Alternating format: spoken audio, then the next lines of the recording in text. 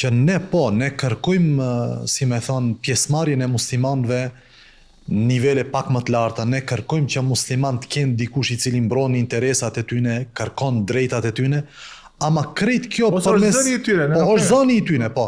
Veç se fatkeqësisht këto kërkesa shkojnë përmes do politikave identitare që ndoshta nuk përkojnë shumë me këtë identitetin fetar. Kështu që ne, për shembull, ti ke për shembull një grupin tënd, unë një grupin tim, e gjithë veprimtaria ime politike është nga këndvështrimi identitar i këtij grupit. Tash, mund grupi im që grupi interesit i qenë. Po, grupi interesit. Mund që grupi interesit tim atë politikën e bazon në identitet kombëtar, ky tjetri e bazon në një ideologji tjetër, kështu që ai interesi i muslimanëve, të cilët përbëjnë një numër të madh, një përqindje të madhe, sidomos flas Maqedoni, Kosovë, Shqipëri, ku përqindja është shumë e madhe, interesi atyre të cilët janë musliman mbetet i fundi për shkak se të gjithë këto muslimanët që veprojnë në bazë të identiteteve të ndryshme nuk veprojnë në bazë të identitetit fetar.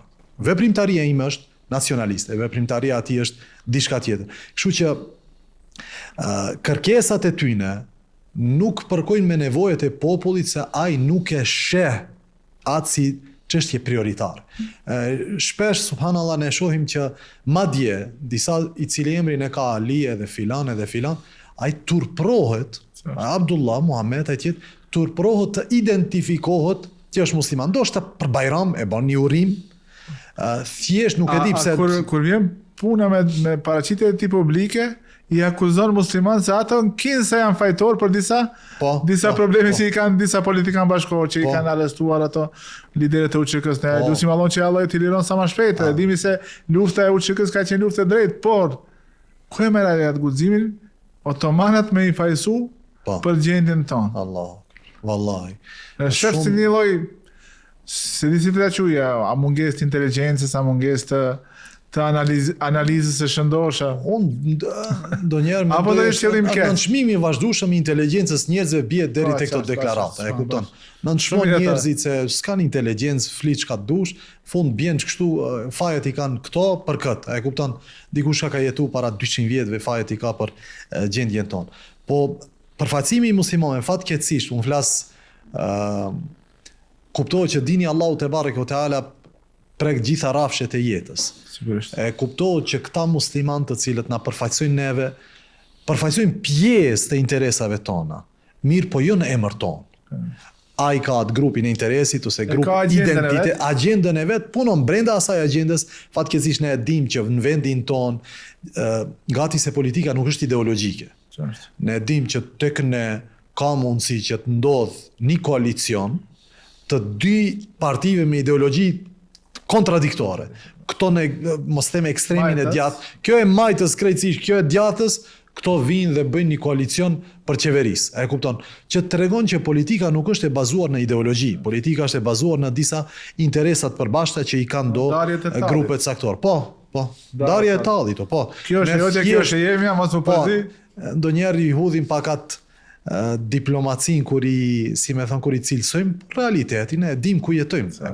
Realiteti është se edhe po erdhi dikush bën kësi lloj kërkesash, sikur shikohet me një sy nënçmimi dhe poshtrimi. Ku jeton ti? Çfarë planeti do ke jetuar? Po vallahi. A realiteti është se ne dëgjojmë kërkesa minoriteteve shumë të vogla, edhe askush çudi, jo se minoriteteve duhet ju jepet e drejtë. Ose trumpetohet me të madhe se nëse nuk i përkrah këto, nuk i ardhmërinë e politikë. Po. Nëse nuk i përkrah këtë agjendë, të grupeve të marginalizuara, atëre ti e i rrezikuar 4-5 vjetët e fundit, shumë e kena dëgjuar. Edhe është shumë po imponohet, paramendela për librat shkollor, nuk ka lëndë që mësohet në shkollë që nuk përmendet kjo.